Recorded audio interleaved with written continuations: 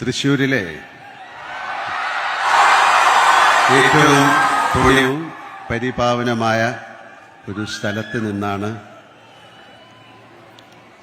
ഏഷ്യയിലെ ഏറ്റവും വലിയ കലോത്സവമായ ഈ യുവജനോത്സവത്തിൻ്റെ കുട്ടികളോടും മറ്റുള്ളവരോടും ഞാൻ സംസാരിക്കുക എന്ന് പറയുന്നത് എൻ്റെ ഏറ്റവും വലിയൊരു ഭാഗ്യമായിട്ട് കരുതുന്നു, ഒരു പുണ്യമായിട്ട് കരുതുന്നു.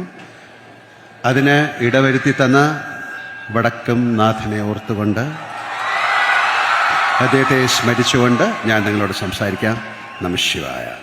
ബഹുമാനപ്പെട്ട മന്ത്രി പറഞ്ഞ പോലെ എന്ത് വേഷം ഇട്ടുകൊണ്ടാണ് വരുന്നത് ഒരു വലിയ ചർച്ചാ വിഷയമായിരുന്നു.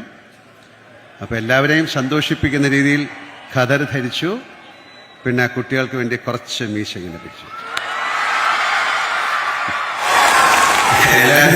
ഒരുപോലെ സന്തോഷിപ്പിക്കാൻ പറ്റില്ല. അപ്പം എന്തായാലും ഇത് ഏറ്റവും നല്ലൊരു വേഷമാണ്. ഞാൻ കൈത്തറിക്ക് വേണ്ടിയിട്ട് ബ്രാൻഡ് അംബാസിഡർ അല്ല, ഗുഡ് വിൽ അംബാസിഡറായിട്ടൊക്കെ ചെയ്തിട്ടുള്ളതാണ്. എനിക്കിഷ്ടപ്പെട്ട വേഷമാണ്. അപ്പം എൻ്റെ അടുത്ത് മന്ത്രി പറഞ്ഞു ഇങ്ങനെ തന്നെ വരണം. നന്ദി സാർ.